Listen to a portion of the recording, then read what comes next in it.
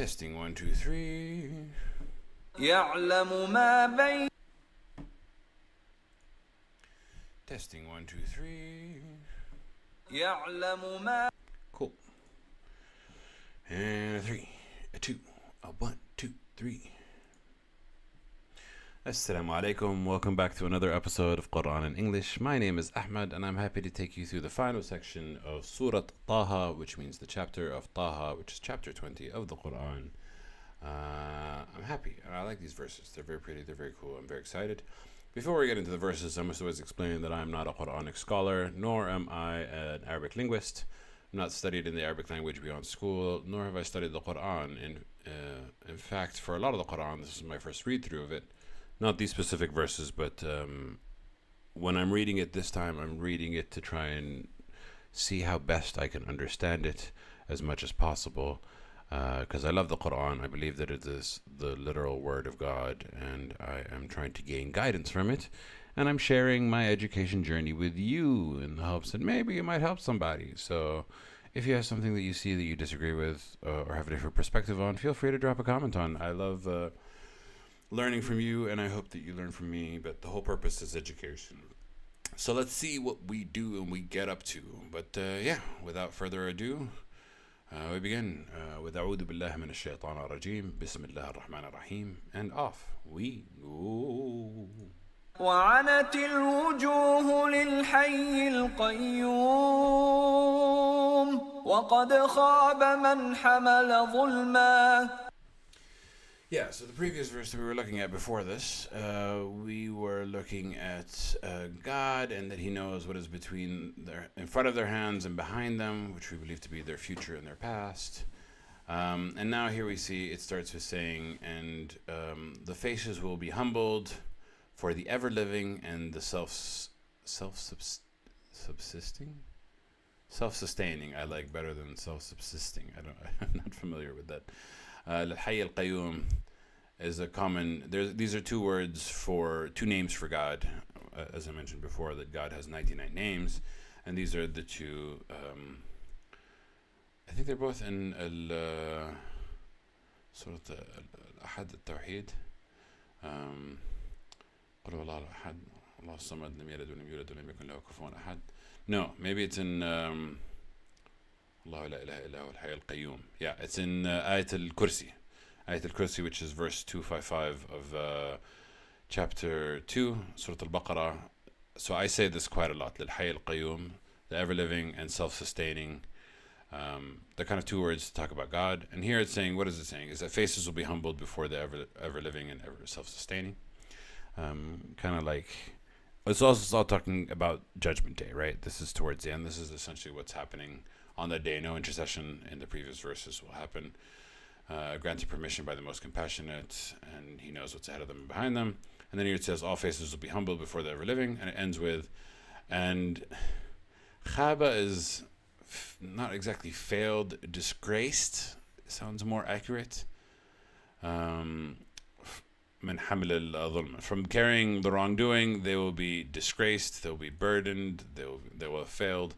Khab is, I think, disgraced sounds like the more accurate term to describe it. So this is, all faces will be humble before God, and those who did bad will feel like shite. Shite. I don't know why I'm not saying those insults as if. Anyway, let's just focus on it. Faces will be humbled, and the people who did bad will feel terrible. And on the flip side, ومن يعمل من الصالحات وهو مؤمن فلا يخاف ظلما ولا هضما. And whoever does from righteous deeds while he is a believer, then he will not fear any injustice and not any deprivation. They will not be wrong and then they're denied. Those who do good and believe will not fear injustice and will not be denied their reward. And nor will they feel deprivation, but denied their reward. Nor will they be denied like what they've earned. It makes a lot of sense. So you have the flip side. So those who do bad will feel terrible. Those who do good will not have their good deeds wasted. But it's important that it clarifies by saying, while they are a believer. believing is still the key. Belief is the biggest key, which kind of like reminds me of like Peter Pan somehow. The concept is like that fairy dust alone is not enough to fly. You have to believe that you can. And there's a lot of magic in the power of belief. And this is why belief and what you believe in is such a critical thing from the Quran's perspective. And that believing that there's only one God and not believing in the other gods. And not in the sense that you believe that they exist, but putting your belief in them. The act of committing belief to something is the key that the Quran harkens on about time and time again. I think it's very, very important, along with doing good deeds. Just believing and not being a good person doesn't necessarily mean that you're going to get far. If you believe and do terrible things, then I don't know what to expect from you. I don't know what to tell you. Yeah. And then we get into the Quran and what was being revealed. وكذلك أنزلناه قرآنا عربيا وصرفنا فيه من الوعيد لعلهم يتقون أو يحدث لهم ذكرا. And thus we have sent down the Quran in Arabic, and we have explained in it from, it says the warnings, I do believe warnings is correct, but the technical word is promises, from that which is, and like, I don't think it's just the warning of negative, it's also the warning and the promise of glory and the promise of heaven. It's like, it's both. It's the warning of hell and the promise of heaven. Al-Wa'id is, I think, promises, but I might just be my limited Arabic understanding, and it is warning specifically. But it says, we explain in it all the warnings, the promises, so that they may be mindful or fearful, or that it may cause for them remembrance. Dhikr is causes them to be mindful, causes them to be remembrance, causes them to utter the names of God, to kind of always have God's mention on their tongue. And we're going to see an example of this, of what the Quran tells the Prophet Muhammad in a second.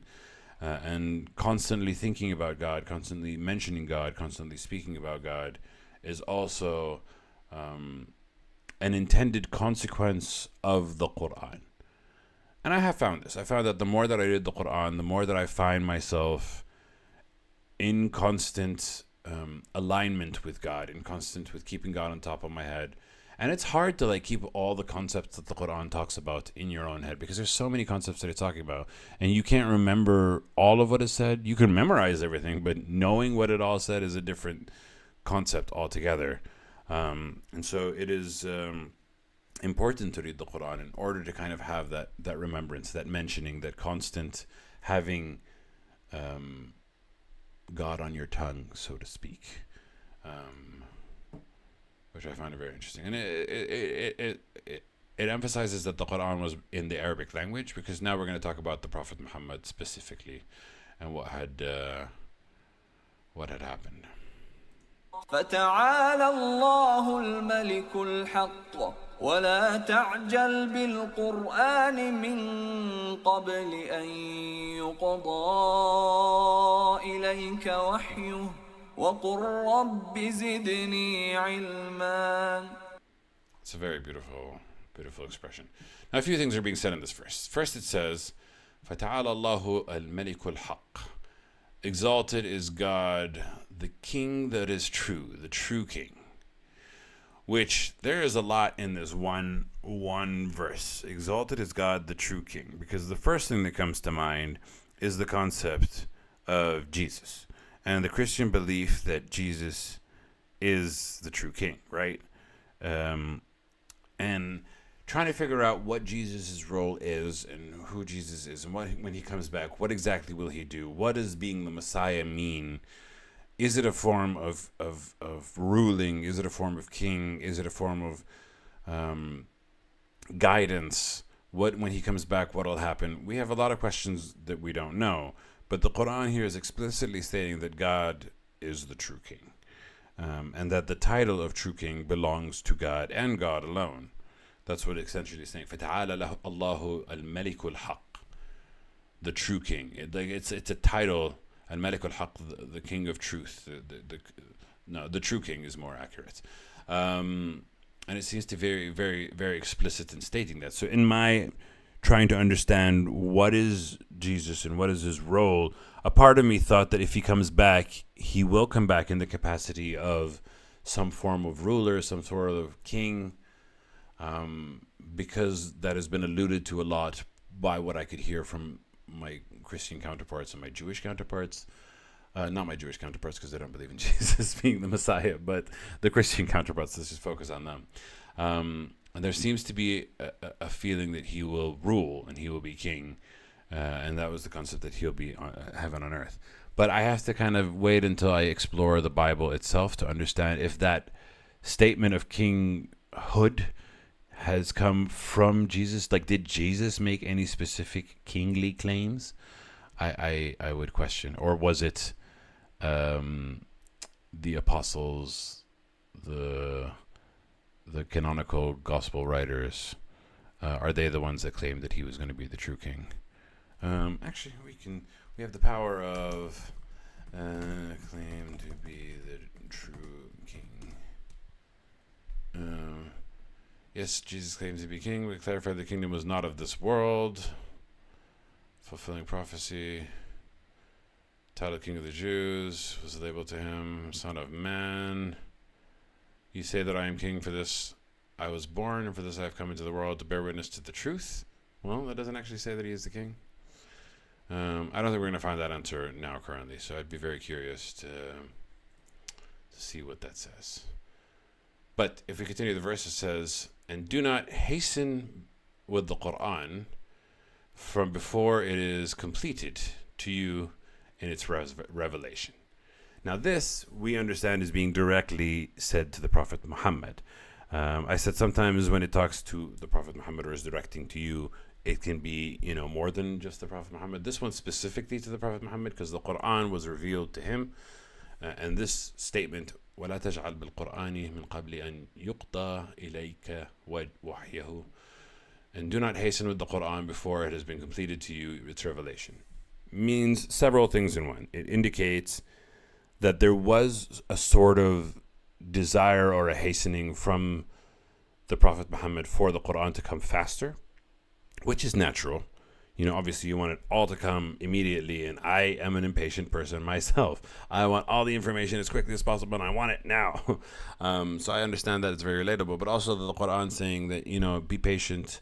These things are being revealed at the time that they're being revealed, for a specific moment, for a specific reason, for a specific rhyme. Trust in God's plan, essentially, is what's being said, and have some patience. And even if this message is being told to the Prophet Muhammad, peace be upon him, and as exalted and as fantastic and as amazing that he was still being told to have a bit more patience in his process. And then it says, and say, my Lord, increase me in knowledge. And this is also a very, very beautiful and humble claim. The Quran is telling the Prophet Muhammad, saying, my Lord, increase me in knowledge. But this is something we can say, Rabbi zidni ilman. My Lord, increase me in knowledge. And this is something that we can all, pray for and ask for. And the Quran has a lot of these verses, these prayers that the prophets and the messengers recite, and these callings to God, that they kind of ask for something, and then we can kind of pull from those verses and learn for them ourselves. And this is a very beautiful one. Rabbi zidni ilman. God, increase me in knowledge. It's a statement of being humble. It's a statement of asking God for guidance, asking God for knowledge, and for praying for it and waiting for it to come at the right time. Subhanallah. ولقد عهدنا إلى آدم من قبل فنسي ولم نجد له عزما. And now we get into an interesting narrative that we might have covered a couple times throughout the Quran, but we get a little bit more detail in the story here, which I think is very interesting. I used to in the beginning when I was reading the Quran, I was thinking, why are stories spread out throughout the Quran? And why isn't all the stories just in one section in one go? And I found it to be very cool that now that as I'm reading the Quran at the rate that I'm reading it, we kind of revisit these characters. It's like, oh, a little bit of this story, a little bit of that story, a little bit of that story. It's kind of like you're watching a TV show, and then suddenly you're getting certain flashes of this moment, and then a few chapters down the line, you get another flash of another moment. They're giving you more color and more detail as you go along, and you're forming the idea of these characters, of these narratives, of these stories in more color. And in this specific verse, we're going back to, and verily we had made a covenant with Adam from before, but he forgot, and وَلَمْ نَجِدْ لَهُ عَزْمًا, and we did not find determination in him. I didn't actually think of what that meant. It kind of feels like once he failed, he lost determination. Is that what it's saying? That's very interesting. I didn't actually think about that. وَلَمْ نَجِدْ لَهُ عَزْمًا. We made a covenant with Adam, but he forgot, and so we did not find determination in him, which is very interesting. And then we get into a wonderful verse that we've discussed many, many times in the Quran, and it goes like, وَإِذْ قُلْنَا لِلْمَلَائِكَةِ اسْجُدُوا لِآدَمَ فَسَجَدُوا إِلَّا إِبْلِيسَ أَبَى. When we said to the angels, prostrate to Adam, they prostrated except for Iblis, who refused. Again, the command is given to the angels. The exception is Iblis. Was Iblis an angel? We definitely know he was jinn. Was he also an angel? Is question mark, because the Quran is full of these verses, these standalone verses. The angels were told to bow down, and they bowed down except for Iblis, which is like the only way the except works is if he's a part of the crowd. The way that Muslim scholars have obviously explained it is that he was among them. But it didn't say we told to the angels and those among them. It says we told to the angels bow down. And they all bowed down except for Iblis. It doesn't say anybody other than the angels. It didn't say the angels and the jinn. It didn't say the angels and the inhabitants of heavens. It said we told the angels to bow down, and Iblis refused. He was the only exception. There's a footnote here. See footnote for 234. No, we're not going back to... We know who Iblis is. Iblis is a very common character in the Quran. فقلنا يا آدم إن هذا عدو لك ولزوجك فلا يخرجنكما من الجنة فتشقى. We said, O Adam, indeed this is an enemy for you. Again, Iblis, once he became the devil, we said to Adam that this is an enemy for you and for your wife. So Iblis, the devil, is going to be an enemy for you and your wife. And this was before they fell down to heaven. So this was while Adam and Eve were in heaven. Before they fell, God told him, Iblis is your enemy. So he said, do not let him drive you both from paradise so that you would suffer. So God gave Adam the warning, don't let him trick you, and don't eat from that tree. And otherwise you get kicked out of heaven and you will suffer. And why would he suffer? Because if he was to stay in heaven, what would happen to him? Adam and Eve, if they were to stay in heaven, then they would... إن لك ألا تجوع فيها ولا تعرى. Indeed, for you that you will not be hungry in it, and you will not be unclothed. Not the right word. It's not the right word of unclothed, because they are naked in heaven, right? So they are unclothed, but the cloth here isn't the concept of clothing. And another verse of the Quran talks about what they were wearing was their taqwa, their dignity, their righteousness.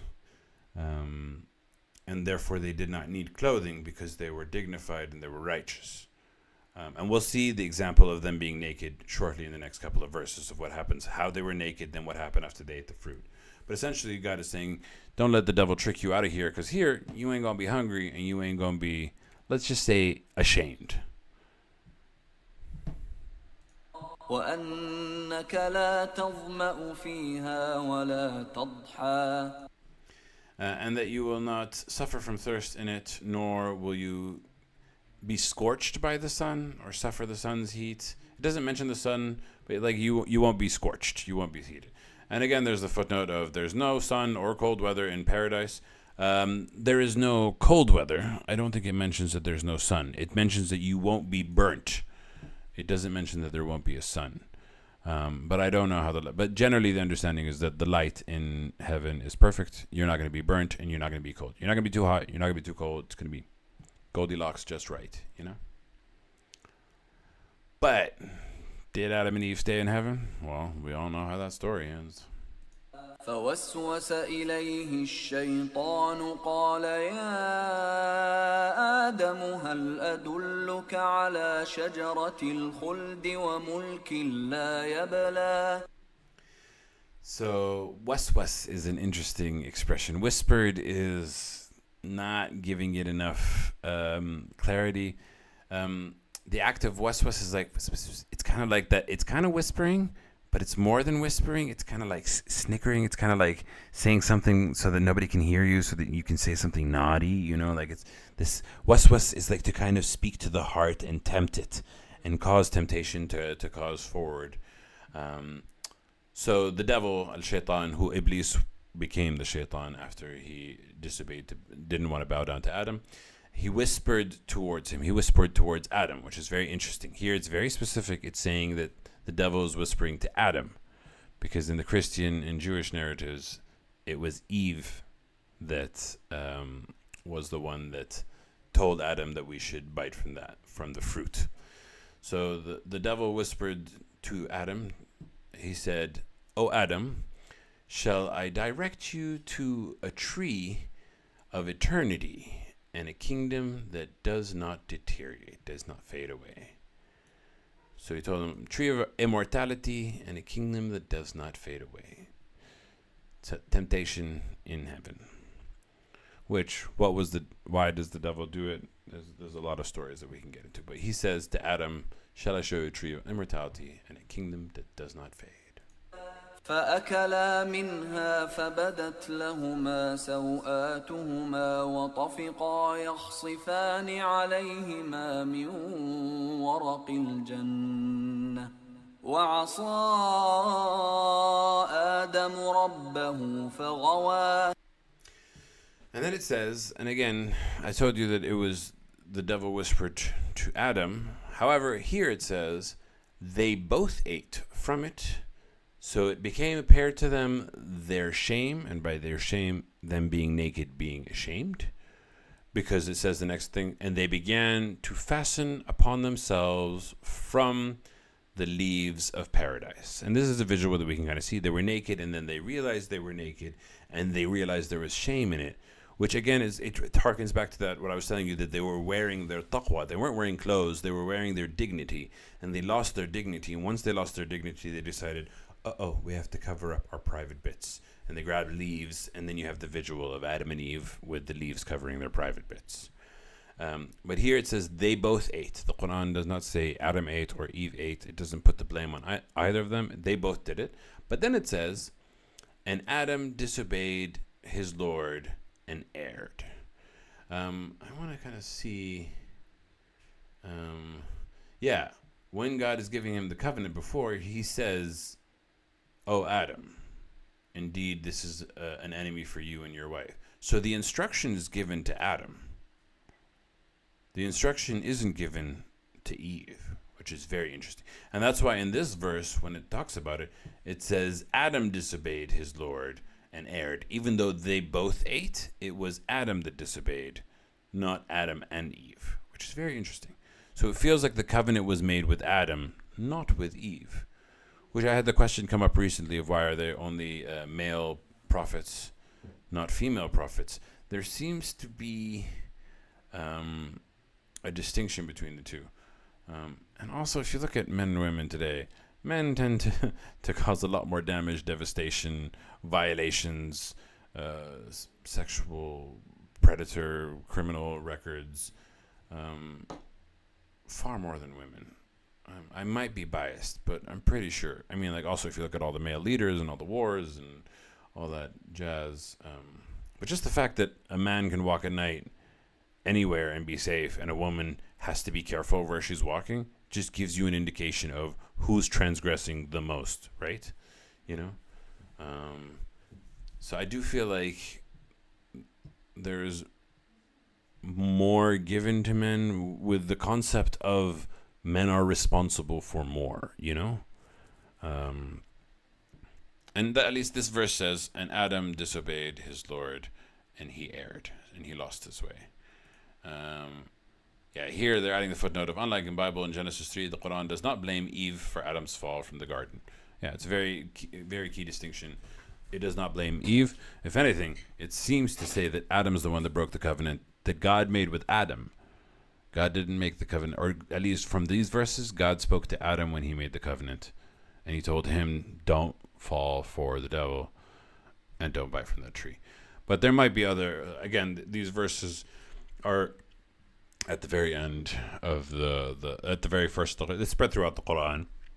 And maybe at the end of the readings of the Quran, I'll take different topics to kind of explain them specifically, point by point, which I think is very interesting. And it did say he lost his determination. So let's see what happens next.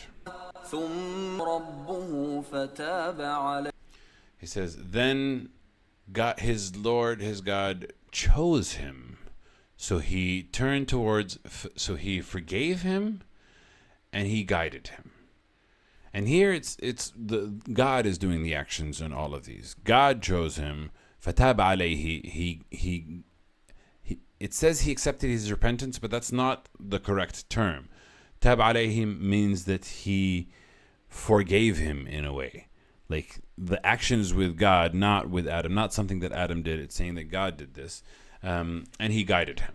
Now, that's being said, that's not to say that Adam did not request or did not be humble or did not ask for his God's forgiveness. I'm just saying that in this specific verse, it talks about God chose him, God forgave him, and God guided him. You know? And then comes the fall from heaven. قال اهبطا منها جميعا بعضكم لبعض عدو فإما يأتينكم مني هدى فمن اتبع هداي فلا يضل ولا يشقى. He said, go down from it altogether. And this is a very interesting expression. He didn't say go down from heaven, the both of you, as in Adam and Eve. He said, قَالَ اهْبِطَا مِنْهَا جَمِيعًا, go down, all of you. So who is the all that God is referring to? Now there's another verse in the Quran about the jinn, that they used to be a part of heaven. They used to be able to hear things, and then at some point they were kind of sealed off. So it's also an understanding that the jinn had kind of gone from heaven. Definitely Adam and Eve. Definitely as shaitan. The devil no longer has access to heaven. Why am I saying it definitely? I don't know, but I'm pretty sure. But there is a group. Yeah, here they've added the word with Satan, but I think it's more than just with Satan. I feel like it was an expulsion of a mass. It feels like a group. And it says, some of you are to others an enemy. This was before Adam and Eve had made any children, so they still hadn't done Cain and Abel, the first two that will be enemies towards each other. So I do feel like at the very least it's talking about the devil. At most it's talking about jinn, it's talking about entities, it's talking about, I think, quite a few things that fell down from heaven all at once at the same time. And then it says, yeah, some of you will be enemies to others, and whoever,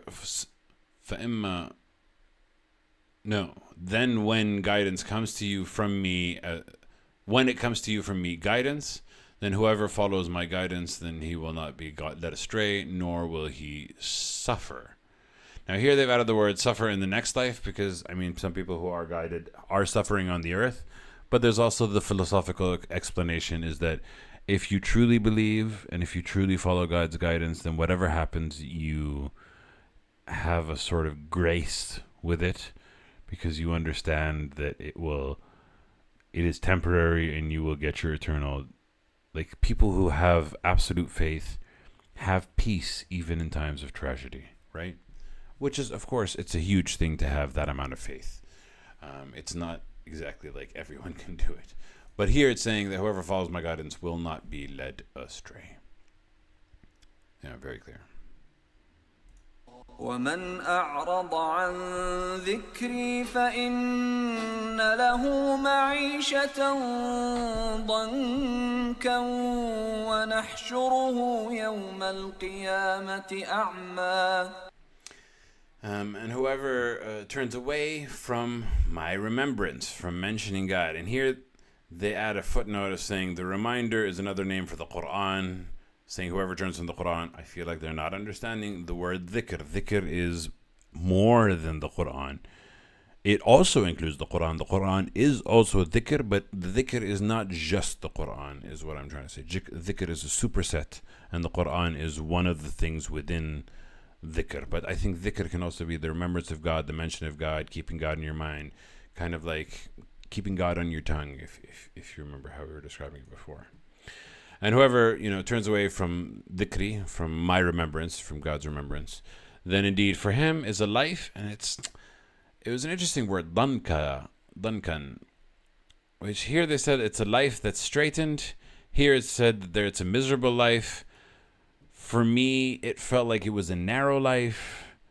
Like it's describing that, you will have good things, but they will be like temporary. Like that's kind of the idea that I got.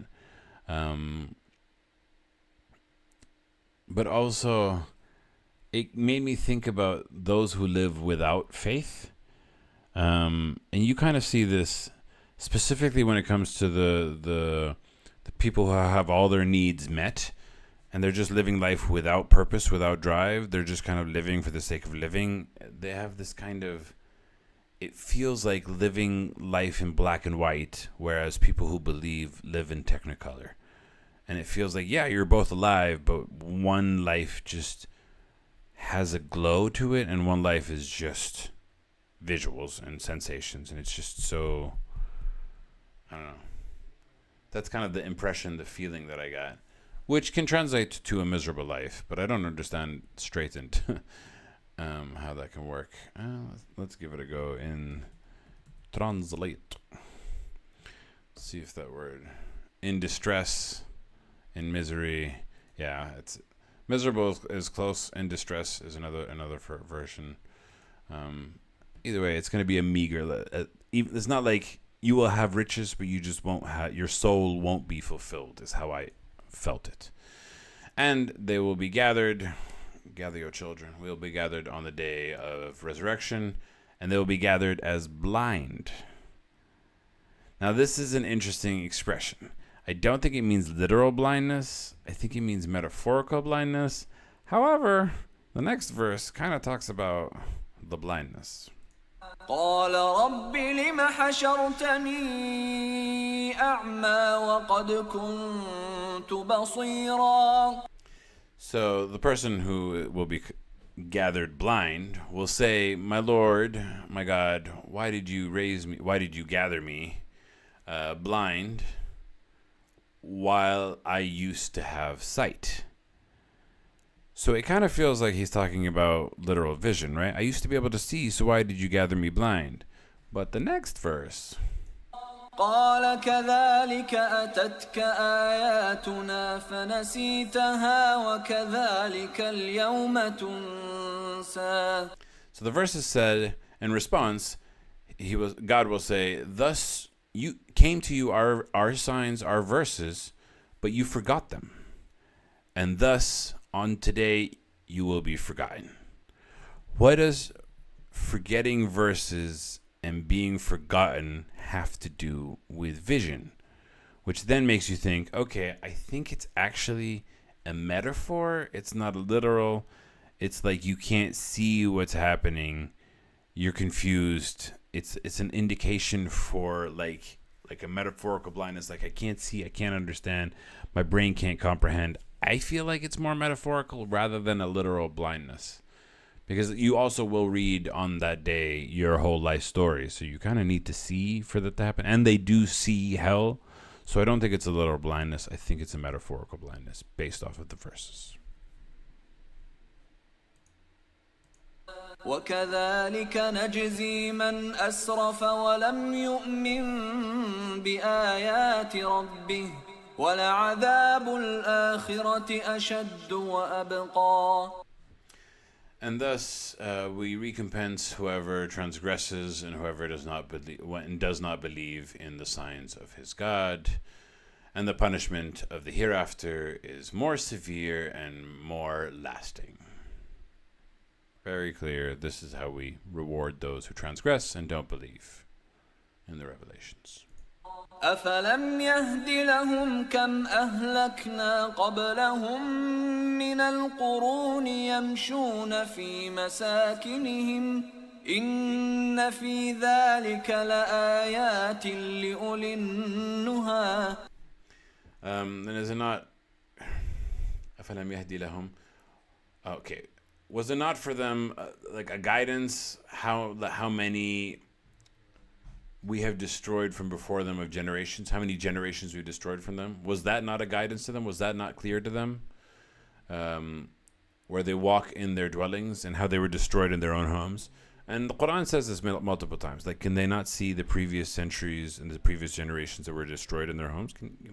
Which I always go like, how are they supposed to see this?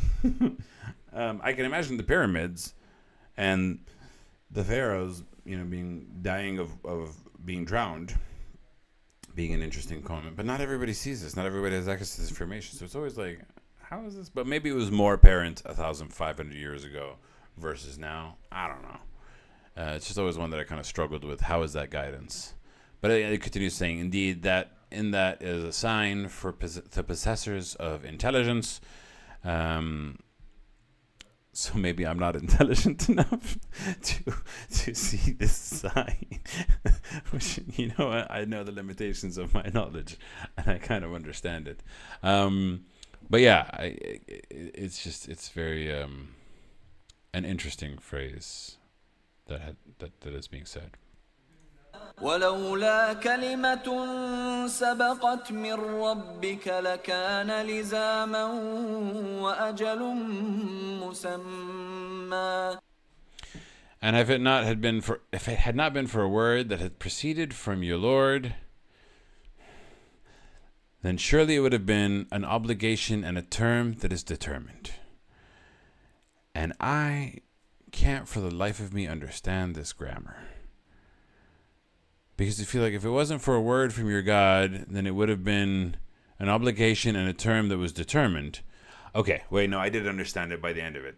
The idea being is that sometimes people look around and say there is no death and devastation. There, like, even though you tortured and you say in the past that you have brought down trials from the sky, you've split the earth, there was a shriek that froze people. Why is this not happening to people now that are transgressing? And this verse is saying it is because of a decree from God, that this is not happening right now. That's how I understood it. It's not how this is being said in the English translation. Had it not been for a prior decree from your Lord and a term already set, their instant doom would have been inevitable. Yeah, so here they're kind of saying their instant doom would have been inevitable, but it's not instant. It's not happening now because God decreed it for a much later stage. That doesn't mean it's not coming. It just means that that's why it has to happen for some time. God uses the terms. This is why it confused me. God uses the terms وَأَجَلٌ مُسَمَّى. He talks about it for every generation, for every civilization, for every empire, for every time that he's about to enact justice or something. There is a decreed term, a determined time. And it feels like that time hasn't come specifically for a lot of these situations. فاصبر على ما يقولون وسبح بحمد ربك قبل طلوع الشمس وقبل غروبها ومن آناء الليل فسبح وأطراف النهار لعلك ترضى. Couple things. So first it says, so be patient about what they say. And again, we can understand this to be talked to the Prophet, but it can also apply to all of us. But here the Quran is being very explicit. Be patient. Be patient about what they say. And glorify. And then again, I say this can apply to the Prophet, but it can also apply to all of us. If God is telling us, be patient about what people say. And then it continues by saying, and glorify with the praise of God, glorify with thanks to God, before rising sun and before the sunset, and from the hours of the night, and glorify the ends of the day, so that you may be satisfied. Is this going to say the 5 prayers? This verse refers to the times of the 5 prayers. Actually, hang on a second. قبل طلوع الشمس, before sunset. When آناء الليل, and from the hours of night. فسبح وأطراف النهار لعلك ترضى. Actually, this talks about the 5 daily prayers. This is the first time that why does nobody refer to this? Oh, this is very exciting, because I Googled multiple times. I was trying to get this verse. This is a good verse that I need to save. Finally, I found the verse that talks about which is the final Quran, and we add a little title. It doesn't say 5 prayers. It says 5 done. It doesn't say the 5 prayers technically. It says وَسَبِّحْ بِحَمْدِ رَبِّكَ. And glorify with the thanks to God. But that's exactly what you do when you pray. You're essentially glorifying God and you're giving thanks to God, and that's the whole purpose of this. This is very beautiful. I finally found the verse that talks about, and I Googled it and I couldn't find it. Well, this is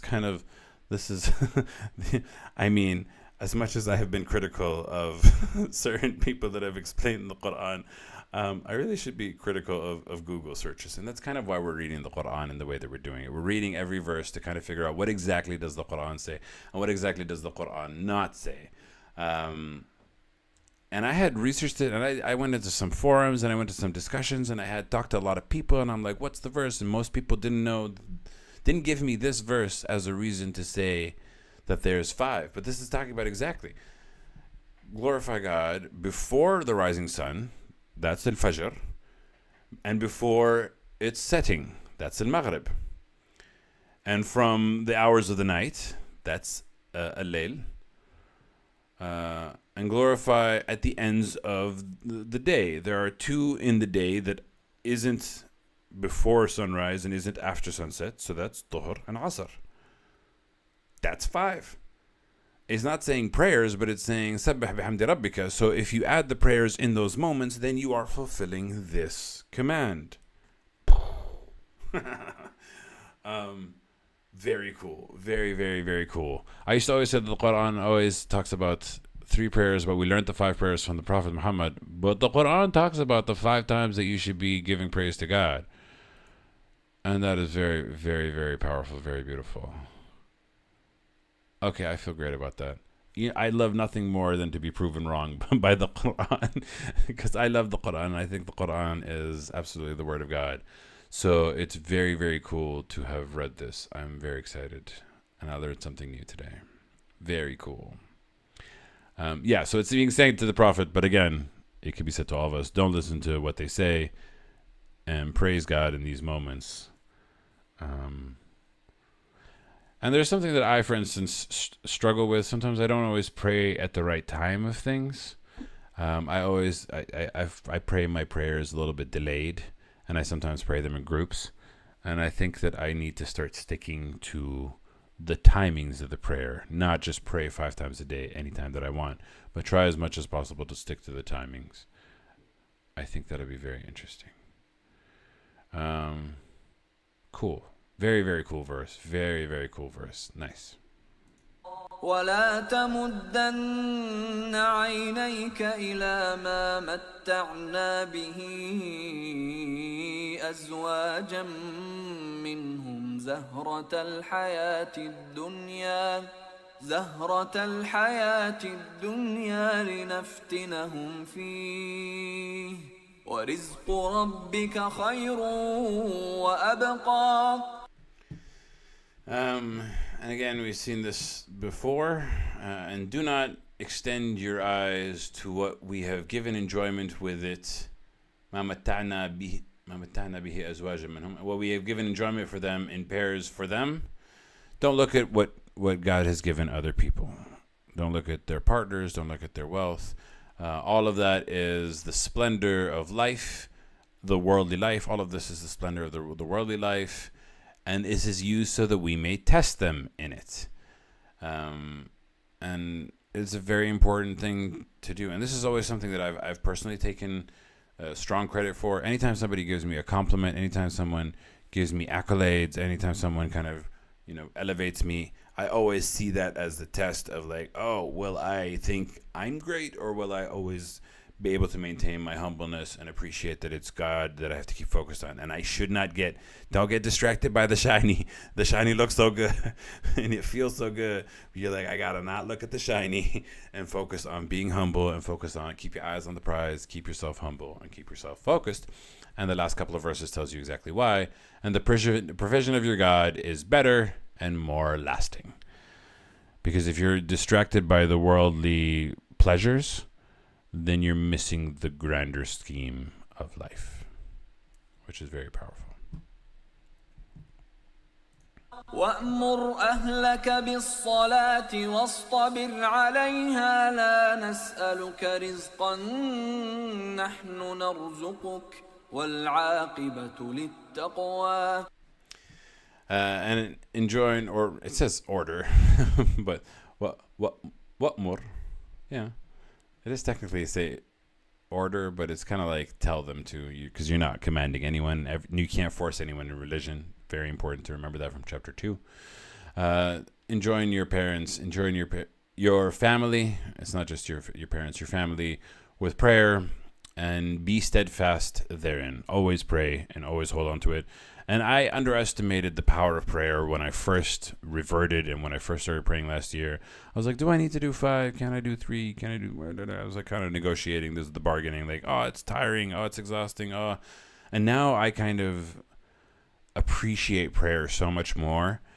It's become this therapeutic, grounding, mindful exercise, and it kind of consistently keeps me aligned with God, which I think is very key and very powerful and very significant. And this is why the Quran says, be steadfast in it, because there's a lot of benefits to it. And you don't notice these benefits. First thing that when you think of, oh, I have to pray 5 times a day, it feels exhausting. It feels like a lot of commitment, and you don't really see the value up front. It's only by doing it for a long time do you go, oh, actually, this is really good. And if I don't do it, I feel confused and lost and not certain. But when I do it, I have this peace. Life is hard and confusing and anxious. Therefore, it is, it's stabilizing, it's calming, it's peaceful. And that's why you should do it.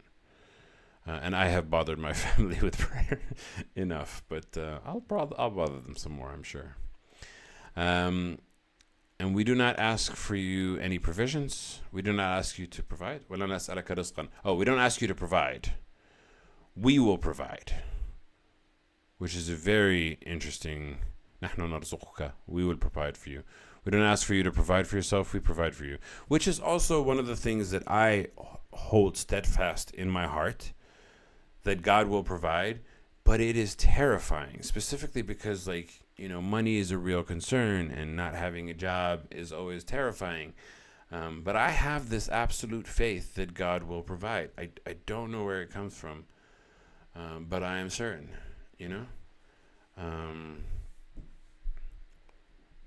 And it doesn't mean that you shouldn't work. It doesn't mean that you shouldn't strive. And I'm doing my best to try and find something that will sustain me.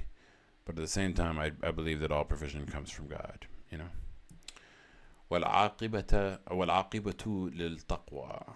And the outcome is for the righteous. The ultimate outcome is for the righteous. Makes sense. وقالوا لولا يأتينا بآية من ربه أولم تأتهم بينة ما في الصحف الأولى. Okay, now here's a couple of things. They say, why did he not come? Why did he not bring us from a sign from his God? Now, in this concept, in the context of the Prophet Muhammad, it was, why didn't he come with a miracle that we can see? And the question that follows it, that answers, it's a rhetorical question. Had it not come to them the evidence of what is in the scriptures of the former? Now, what is in the former scriptures? Now, first I'll say, the pagans of Mecca were not satisfied with the miracles of the Quran, so they asked for a tangible miracle. We've seen that before. And they said, hadn't they received the confirmation of what was in the earlier scripture? Now, this verse, I'll kind of explain this footnote. It says, it talks about the biblical stories confirmed by the Quran or the prophecies of Muhammad in the Bible. Some Muslim scholars cite Deuteronomy 18:15 to 18, Deuteronomy 18 verses 15 to 18, and 33:2, and Isaiah 42, which I actually think is talking about Ahmad, but anyway. And John 14:16 is examples of the description of the Prophet Muhammad in the Bible. However, Bible scholars interpret these verses differently, and this could be talking about that. This could be talking about the evidence of what is in the scriptures from the former. The other one could be a confirmation of those scriptures, an alignment of what is being said in the scriptures versus what is being said in the Quran. For instance, the fact that Jesus was God and Jesus was the Son of God, let's just say that Jesus was God is not in the Bible. It's not in the scripture. It's contextually understood. They're like, oh, he said code word 456, therefore he meant that he was God. And you're like, okay, but our verses and your scripture kind of align. They just not in the things that you're saying that aren't in there. That could be another example. There could be a kind of proof. But what I find most interesting about these verses is they're saying, why doesn't he come with a miracle? And then the next verse gives us a beautiful example of why he didn't come with a miracle. ولو أنا أهلكناهم بعذاب من قبله لقالوا ربنا لولا أرسلت إلينا رسولا فنتبع آياتك من قبل أن نذل ونخزى. And if we had sent him with miracles, or, the death and destruction and the devastation from the sky, and if we had destroyed them with torment from before him, they would have said, oh God, why didn't you send to us a messenger so that we would have followed your verses? So we would have followed your verses and your revelations from before that we were humiliated and disgraced. So here, kind of like the example is, they were saying he came with verses and explanations, and they said, why don't you come with a miracle that shows your power? And then if he had come with the miracle showing his power, they'd say, oh, why didn't there come a messenger to tell us all these things? It's kind of like saying it's a lose-lose situation. No matter what you do, if you bring a messenger explaining to you the stories and explaining to you what's going to happen, they're going to be like, we need some magic from the sky. And if you say magic from the sky that's going to destroy you, they go like, why don't you send us somebody to talk to us? If you sent someone to talk to us, we would have listened. I just found that to be hilarious and true. It's very true. No matter, in Arabic we have an expression, ma bi'ajibhum al-ajab. They don't even liking. They won't like any, like the concept of liking anything. They don't like it. They don't like liking anything. That's it's such a, no matter what you do, the disbelievers are always going to go, what? You didn't give us, you gave us someone who gave us words, we didn't like it. You gave us someone who gave us destruction, we didn't like it. Stupid. Dumb. I just found it very funny. And the last verse for today. قل كل متربص فتربصوا فستعلمون من أصحاب الصراط السوي ومن اهتدى. I always love this. Again, I like to think of the Quran as being a bit more sassy than usual, but I think that's just because I'm sassy. It says, say in response, everyone is waiting So wait, just you wait, this is a symbol that means many different things in different cultures. I think this means like grazie in Italy, but in Arabic I just you wait. I'm gonna your doom is coming, bro. Your doom is coming. If it's just very everyone waiting, so just hang on a second. And it ends with saying, then you will know who were the companions of the way that is even the way that is the straight path, and who is truly guided. Beautiful, beautiful, beautiful verses for today. I learned a wonderful lesson. I'm very excited to share this with all the people that I discuss with. Thank you all for reaching to the end of the episode. As usual, we always end with Sadaqallahu al-Ali al-Azim. I thank you for watching, and I will catch you guys tomorrow as usual, and we will get into Surah Al-Anbiya, which means the chapter of the prophets. Ooh. I'm excited. I love the Quran. Thank you for watching. I love you. Get out of here. Ma'as-salama. Bye. Nobody on YouTube. Nobody on Twitch. So stop streaming. Huh? Live studio audience. Yeah, but there's nobody on these verses. Nobody's on at this time. Sometimes I get a lot of viewers, sometimes none at all. But you have a live studio audience, so. Oh, you are the live studio audience. Okay, I was trying. That's all you need. Sure. Other people can go another day. Sure.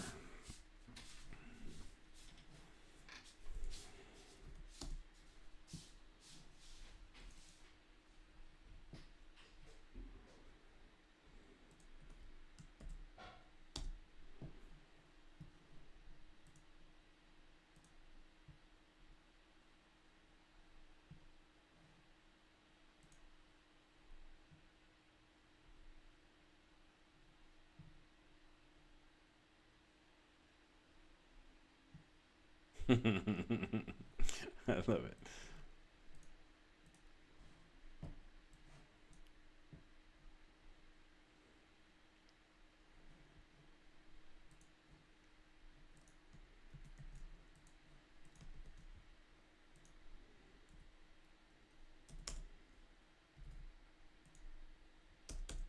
Nah.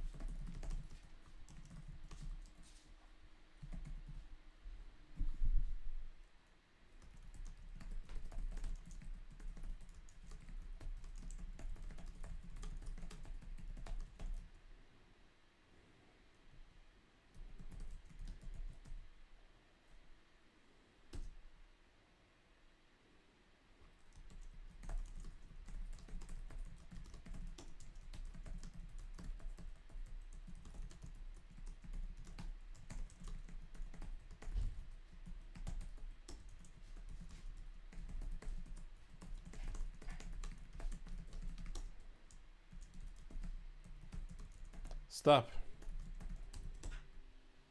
Stop.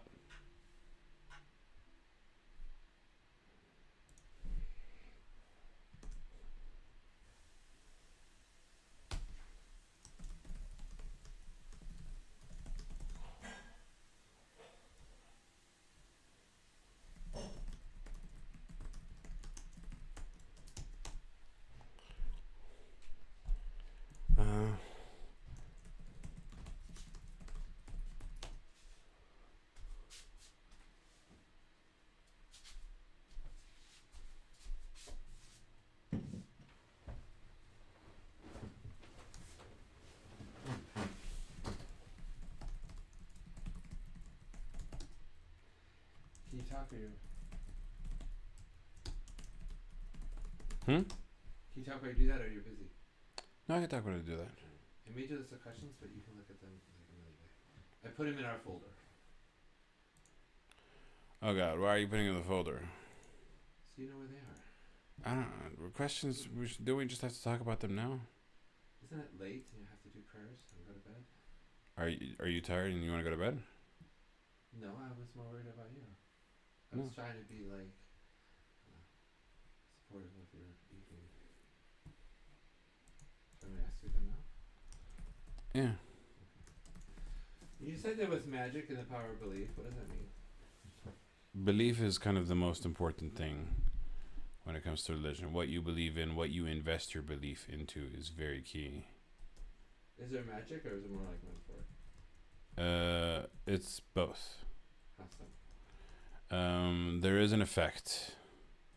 One second, let me just send this message. And how's your feeling?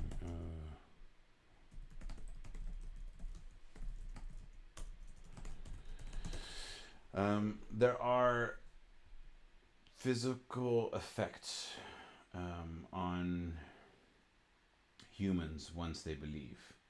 Almost magical effects. It also causes your soul to quiet. Believing and trusting in God and putting your faith in God gives you faith and belief and trust in return. So actively directing your belief in a direction has a magical effect on you. And it also aligns you and it also protects you. And there are like effects of belief that are magical. And it's also the whole point of our existence. Where do you invest your belief? So this appropriate, like, there's like appropriate magic. I thought all magic was like wrong. So this isn't called magic. This is called faith and belief. It's magical in nature because it has an effect. You do something intentionally and something happens. So that sounds like magic, but it's not magic in witchcraft. It's magic metaphorically. Like an illusion isn't magic. So it shouldn't equate the magic of the power of belief with like regular magic. Yeah. Well, it connects the two. I was wondering why we had the timings we do. And it seems that if you pray at these times, you're following instruction. If you have them, let me know. So you can type in But everything, talk in English at the same time. I can't find them specifically. Yeah. So what's your question? What's your next question? True king. Yeah. Is this a metaphor? Why No. is God considered a king? God is the king of all. Why? He's the ruler of all. To him belongs everything. He's God. He's king. He's the one. But I thought God was more of like a supernatural, He is. like doesn't have like a body. Doesn't have a body. Now is he a king? He's the king of everything. He's the ruler of everything. So it's more like a title, not like no, like he owns everything. He is the true king. To him, king means I rule over this domain. He rules over everything. His kingdom is everything. like the kingdom of heaven idea. The kingdom of heaven, the kingdom of earth, the kingdom of hell, the kingdom of everything belongs to him. He is the king. He's the one. You are an impatient person yourself. I don't remember you telling me that. I'm an impatient person yourself? Yeah, that's what you said. Oh, yeah. You don't remember me telling you this? But I you don't consider you an impatient person because you've you're seen always this. talking about patience. Yeah, but you've seen my impatience when it comes to your storytelling. Give it to me now. That is a good example. Okay, yes, I have seen that. Okay, but it's not that you're patient. You're just more. Can we have a cigarette while you're asking these questions? Yes. Yalla vámonos. It's a very different experience being in the live studio audience. Right, of course. I really like it. Although I was feeling a little groggy laying down, even if I'm live. Yeah, I thought you were like about to go to sleep. Well, because it's you're lying in the bed. You hear all that talking about this stuff, and it's like, whoa, Wait. I gotta really focus. But I think it's different though when you're like hearing the headphones. You know what you need? I'm a little too excited with the live studio audience to actually see.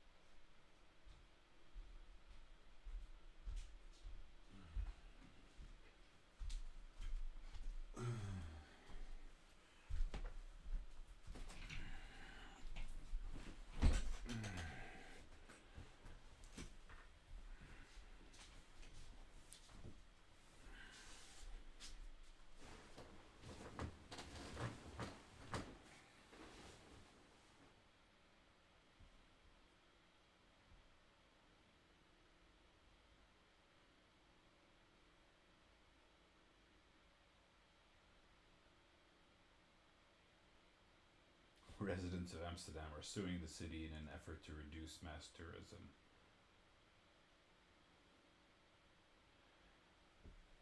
Go back to your question, sir.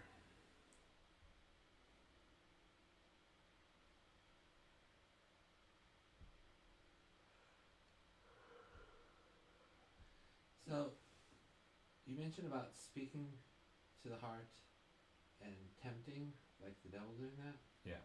Does anybody else do that?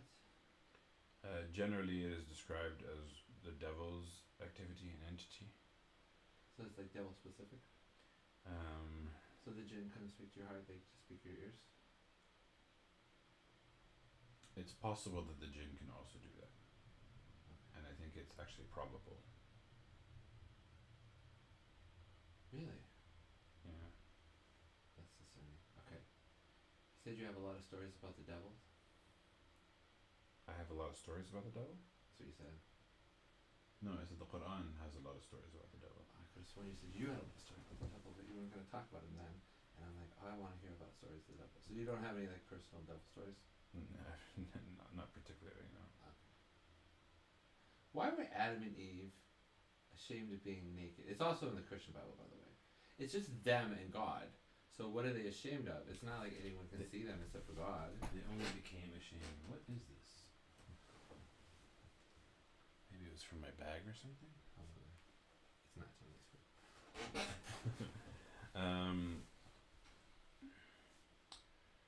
So they only became ashamed after they bit from the fruit of knowledge.